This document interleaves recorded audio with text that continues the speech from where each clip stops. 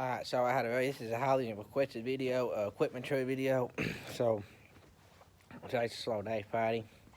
Here, so it's a slow day, so I'm gonna do an equipment trade video on. No, I'm planning on cover everything, but I'm gonna cover all the major pieces of equipment, and I'll try my best to. So it's gonna take a while, so I'm gonna start. So here we are. This is a vertical tillage tool. This is a case vertical tillage tool. Um, I like this tool a lot. This thing is the only thing I don't like about this thing is it does a really good job. Except what I don't like about it, you can't on like the Great Plains, you can adjust the gains to do to adjust the gains to different pitches. But this one you can't. But you can adjust the depth obviously. But I like this tool. I mean, these the blades on it. I really like this tool. This thing here is 2012, 13. We bought this secondhand.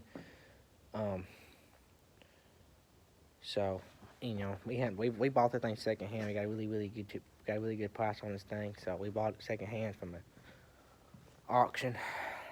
But I like it. We like it. The thing is 37.5 feet, and it's kind of hard to pull. But so anyway, but other than that, I like it. You can, but the faster you go with this thing, the better off it does.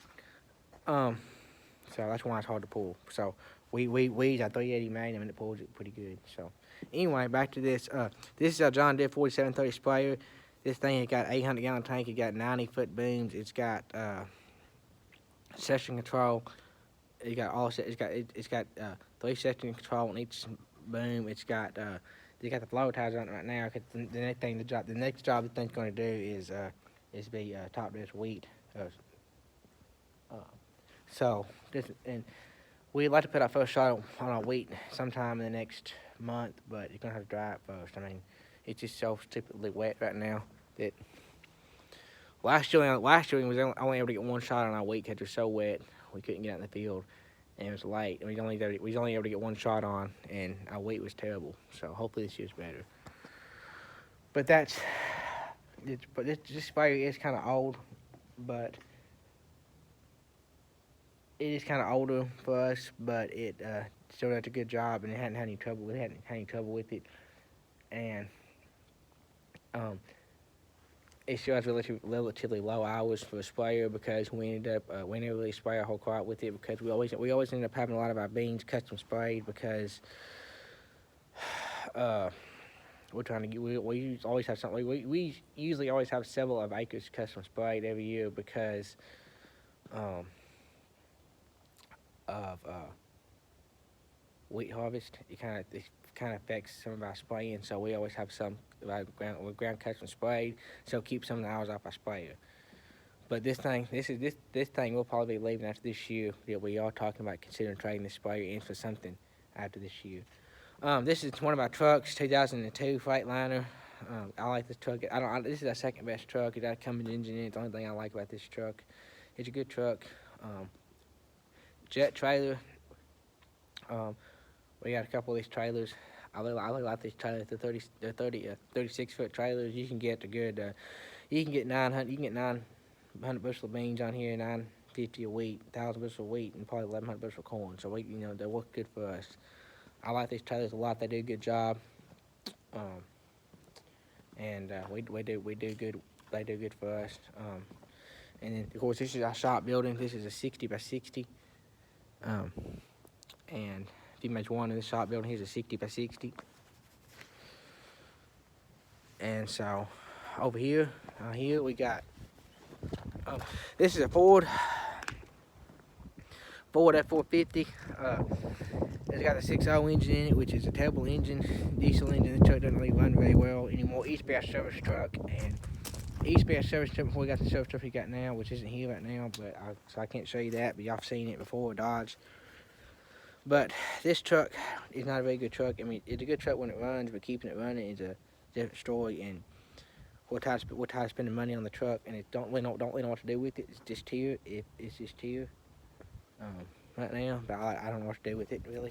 Don't know what to do with it. These are two generators for our pivots. Nothing really see there. C tender. This is a J&M 395 C tender. This thing is freaking awesome. This thing is we got this thing. We've had this thing a couple years now, and I really like this thing. It's better than the old one we had. A lot better. A lot better. It's got the scales. It's got the only thing I with this machine. The only thing I with this C tender has it don't have is it got the scales. It got the scales. It's got the remote.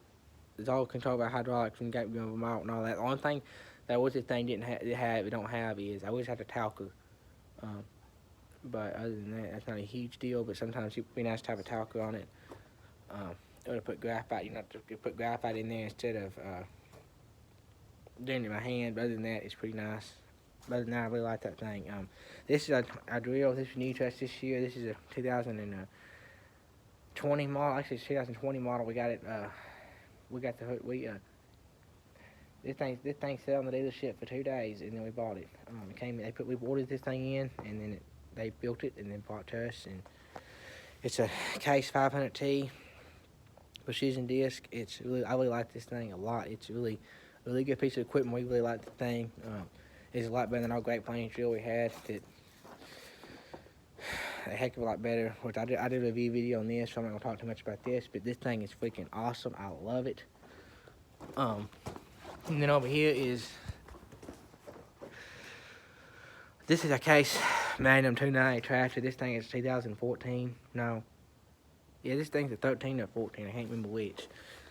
This is our planting tractor. This tractor does all the planting and it does all the drilling, and that's the only job this tractor does is planting and drilling. This used to be that's the only job the tractor does anymore is the planting and the drilling. It probably gets more hours on it than any other tractor we got on the farm. But it's a really good tractor. He used to take the front doors on, took the front doors off. Trying to reduce weight on the tractor, but we're gonna put the front doors back on. And anyway, we're gonna do all that sometime this winter. Anyway, this tractor is dirty, and all our tractors are so dirty because we had to pull out some linemen. They were doing some work from the storm we had, and we had to take pull the linemen out to one of the fields. So that's one of the tractors. I was in one, Dad's in another tractor, and so we had to pull them out. And now it's got cold to clean them up again. But anyway, that's what this tractor is, a Magnum 290 tractor. I really like it. This is a Kenzie 1050 grain cart. We were using this thing a couple weeks ago actually to move some corn. I had one of my bins. We have a bins in the middle of the field, and you can't get a truck back there. So we was using this thing to haul the corn from the field to the wild dump in the truck. So we got to get that thing cleaned up as well. But I really like this. Cart. This thing is an excellent cart. I really like it. You don't feel it going through the field. You don't feel it going through the field and all that like you do. Like you do some of the other carts you do. So I really like this. I really like this cart. And the only thing I don't like about this cart is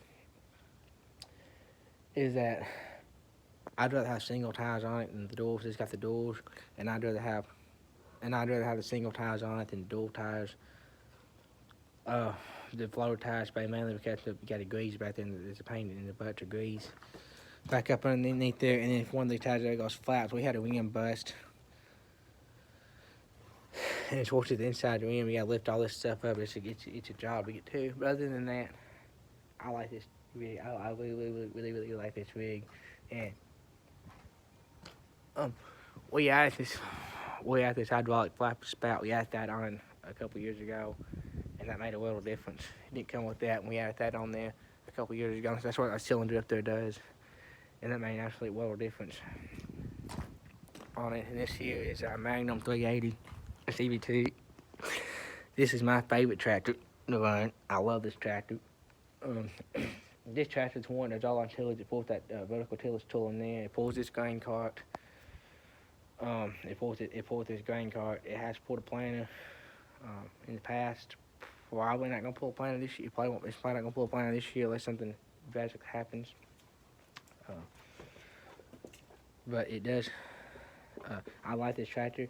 This has got all the bells and whistles on it. This is the 2015. This is 2017 model, and it's got front suspension, the suspended front cab. It's got the suspended front cab. It's got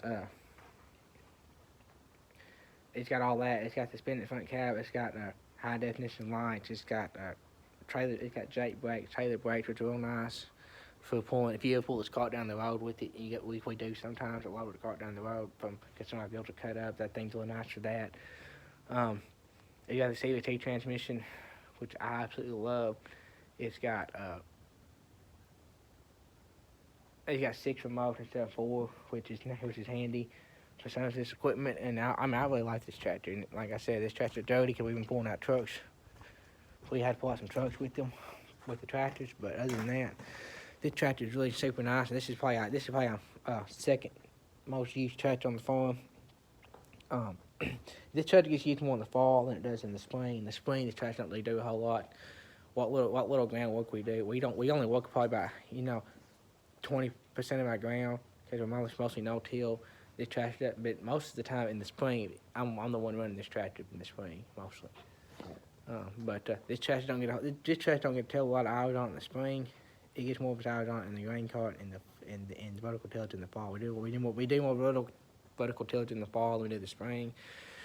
And that's when this tractor gets most of its hours put on in the fall, from probably about September to November. We probably put about 450 hours on this. We put about 450 hours on the tractor a year, and about 650 on the other tractors. So yeah. And then that's pretty much all this said. And I want to stop the video here, and I want to make this part. I'm gonna make this a part 2 video. So when I get, I'm gonna make this a part 2 video. So when I get to the other area, I'll start the video up again.